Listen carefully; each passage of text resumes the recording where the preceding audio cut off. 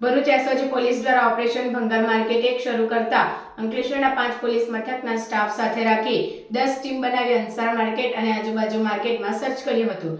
Special combing drive અંતર્ગત ભંગારના ગોડાઉનમાં તપાસથી ફફડાટ ફેલાઈ ગયો હતો। ભરૂચ જિલ્લાના અંકલેશ્વરમાં નેશનલ હાઈવેને અડીને આવેલા સ્ક્રેપના ગોડાઉનમાં છાશવારે આગ લાગવાના બનાવો તેમજ પ્રદૂષણ મુદ્દે વિવાદ સર્જાતો રહે છે તેમજ બિનઅધિકૃત ભંગારનો જથ્થો પણ મળી આવતો હોય છે। તાજેતરમાં બનેલી ઘટનાઓ બાદ ભરૂચ એસઓજી પોલીસ દ્વારા સ્પેશિયલ ડ્રાઈવ હાથ ધરી હતી।